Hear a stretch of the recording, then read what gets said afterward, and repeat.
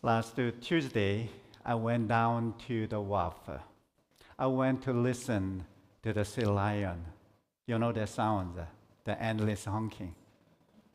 Some days it goes on early in the morning until the late at night, as if they had promised each other never to stop. I stood there for a while just watching. And there were two places. Up top, two of them were stretched out on the wooden beam, soaking in the sun, settled in. And below them, another one was just surfacing through the foams, breaking the water. Same group, same honking, but above and below. Sunlight, waves, stillness, and stirring. And a question rose up in me. What is that sound, really? Is it a growling? Or this is my place, move along? Or is it a song, riding on a wave? In some language we cannot quite hear the same sound. Every Sunday morning I think in Korean and speak in English. 37 years in this country. And the distance between those two languages still feels new to me every week. But every once in a while, I sense something moving between us.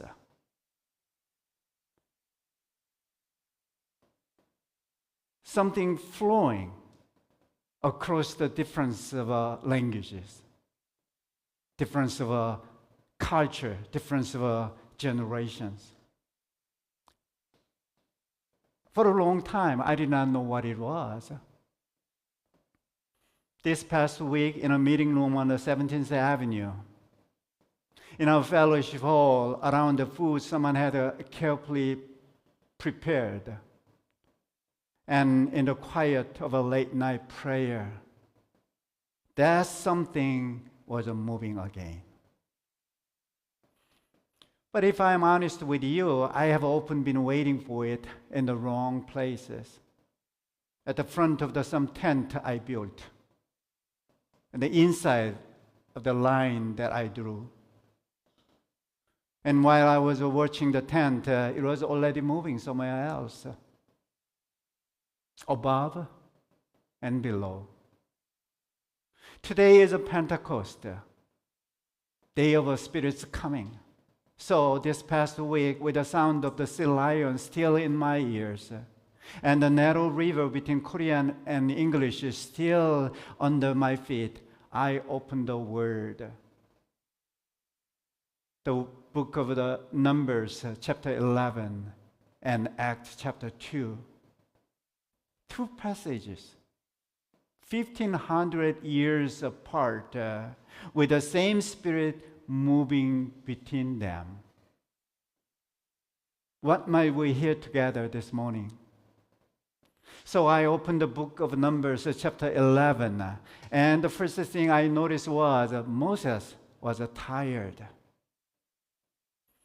Just before our passage, he said he had cried out to God, and I am not able to carry all these people alone.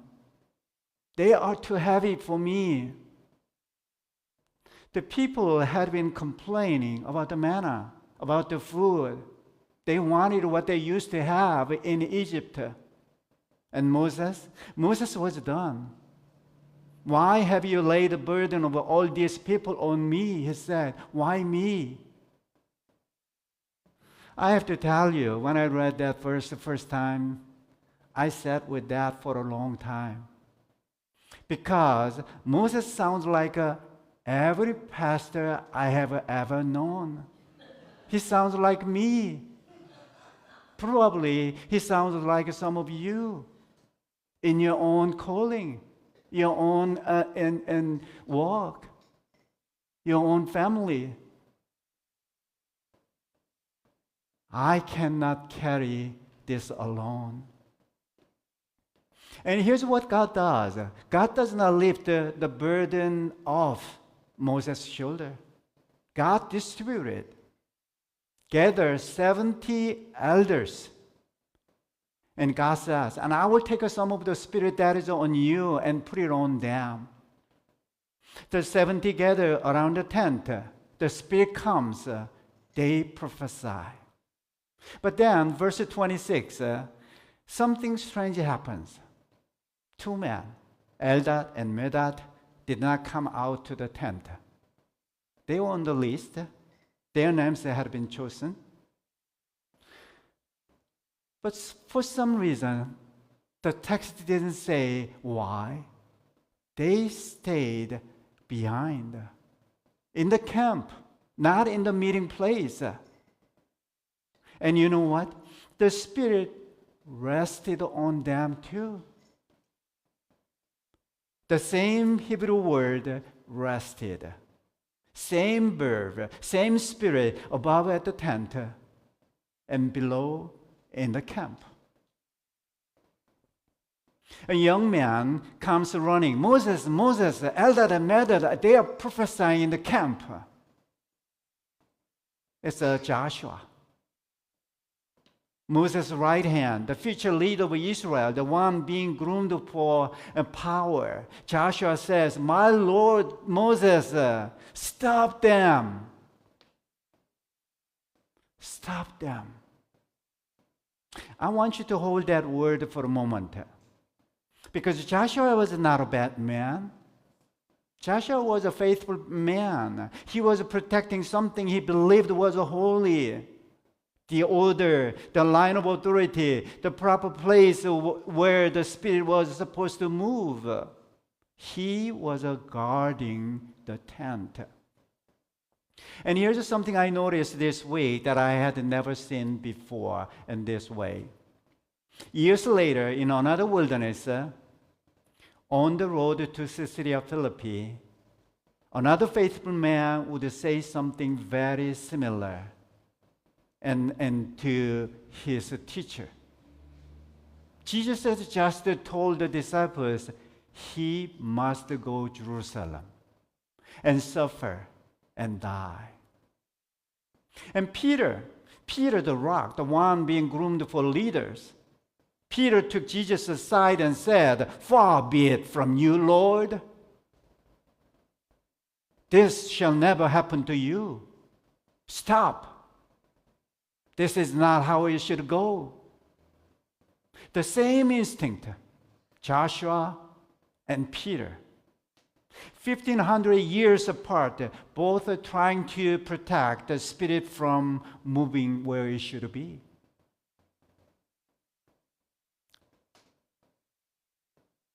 Both are saying stop to the very work of God. And do you know what is astonishing? It is the same Peter. The same Peter who said stop, who stand up in Jerusalem on the day of Pentecost. The wind has come, fire has come, the disciples are speaking, the people from every nation are hearing the gospel in their own native languages. Their own native language.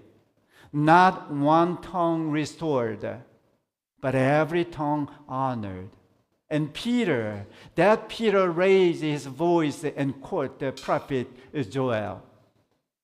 In the last day, God declares, "I will pour out my Spirit upon all flesh. Your sons and daughters shall prophesy. Your young man shall see visions. Your old man shall dream dreams. Even upon my slaves, men and women. In those days, I will pour out my Spirit upon all flesh."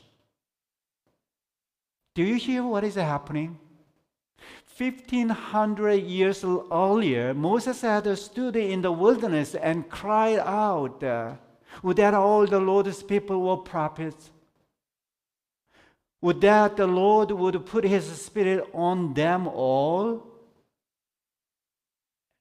It was a longing, a sigh, almost a prayer.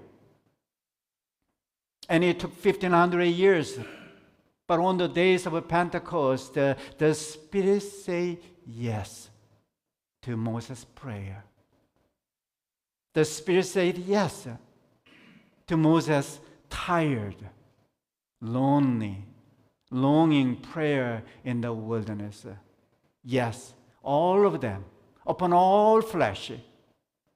The Spirit had always been unbound. We were the ones learning to let go. So let me bring us back to the WAF, to those two places. The sea lion up top in the sun. The one rising below through the foam. When I was standing there last Tuesday, I think I was looking for the Spirit up top, on the wooden beam, in the obvious place where the sunlight was, where the settled ones were. But here's what I see now. After sitting with the book of Numbers chapter 11, Acts chapter 2, this past week, the Spirit was also in below. In the foam, in the stirring, where the water was moving, where I had not thought to look. And friend, I think that is also true of us. We are a congregation that has been registered. Our names are on the rolls. We come to the tents. We gather in this sanctuary. And thank God for that. There is a grace in showing up like that. But the Spirit is not only here between these walls. The Spirit is also in the camp. The Spirit is in someone sitting quietly in our fellowship hall, not yet ready to come into our sanctuary, but somehow still drawn to this place.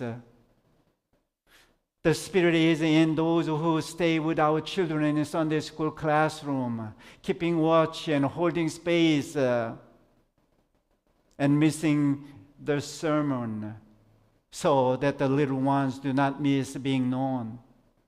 The Spirit is in the people who join us through their screens on Zooms and Facebooks from their living rooms, registered, but not at the tent, and the Spirit rests on them too.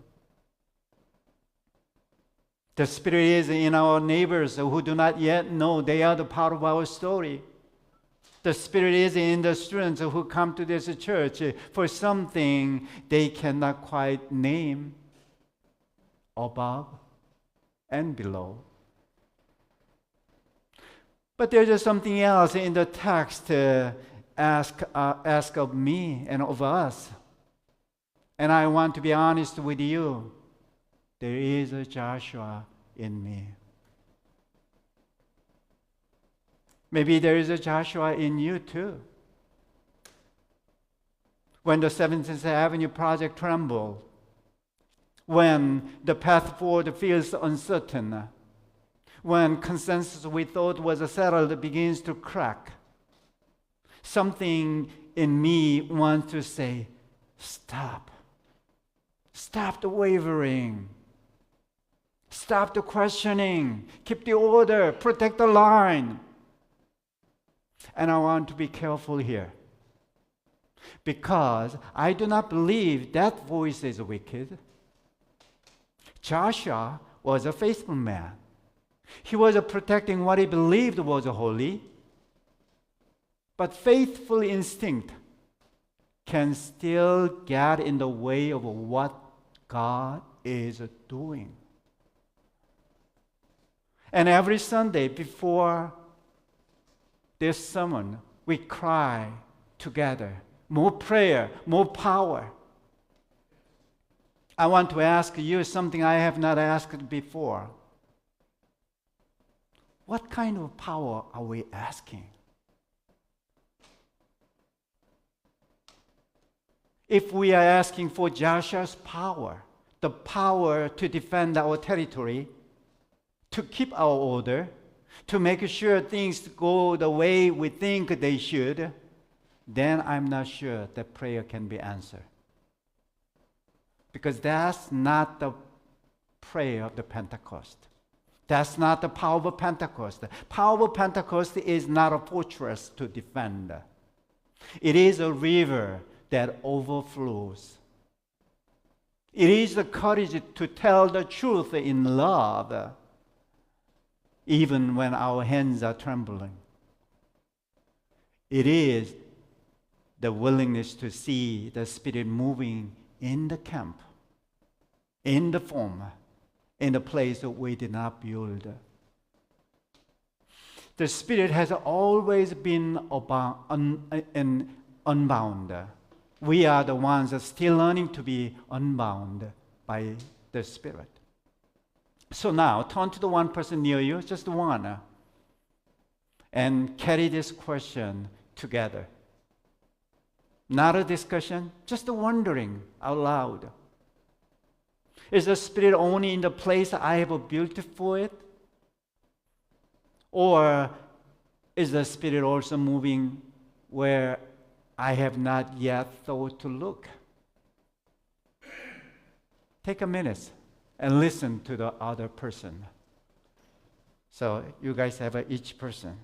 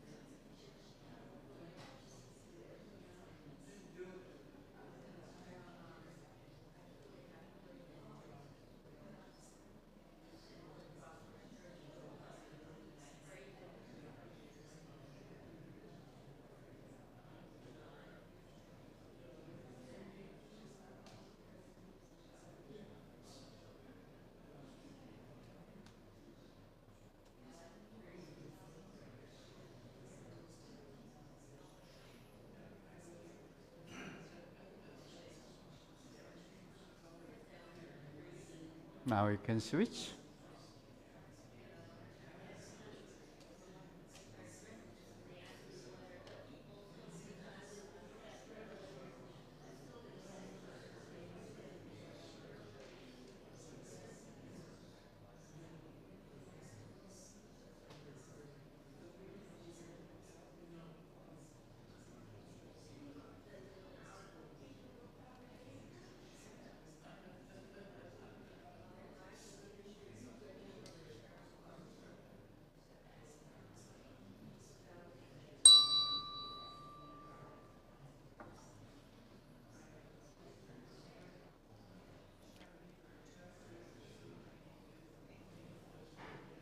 Friends, hear me now. The Spirit did not come to Moses alone.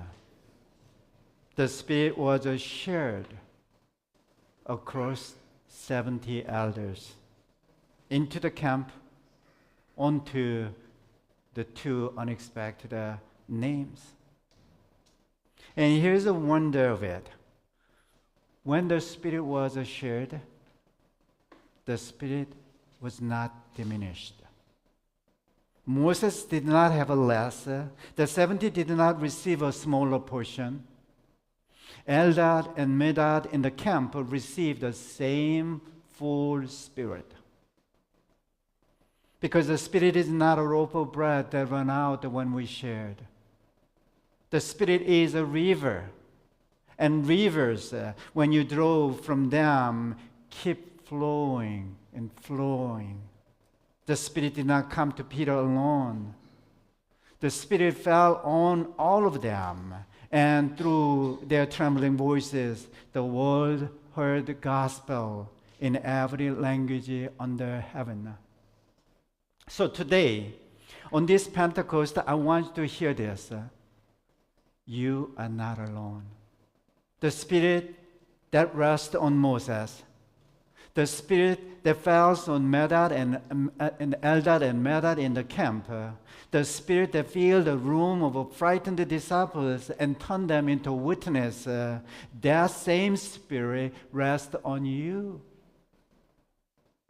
On the one who feels strong this morning, and on the one who came in carrying something heavy. On the one who has been here 40 years, and on the one who came for the first time. On the one in the sanctuary, and on the one in the fellowship hall, and on the one watching through a screen, the Spirit rests on you. And when the Spirit rests on you, the Spirit does not leave the one next to you with a less. This is the miracle of Pentecost. The Spirit is poured out, and pouring never empties the source. So when you leave this place and week begins, and the meeting comes, and the conversation gets hard, and the burden feels like yours alone to carry, remember that you were never meant to carry it alone. Pentecost is not the day the Spirit arrived once. Pentecost is the day the Spirit began, and the Spirit has never stopped. Listen for the honking this week. Listen for the song that you have always heard. And then go into your homes, into your workplace, into the streets of Santa Cruz, into the meeting rooms and the fellowship hall and place below the wooden beams where the foam is stirring. Go, because the Spirit goes with you. Spirit is ahead of you. The Spirit is already there, waiting and walking and resting on every place you will set your foot, above and below. Amen.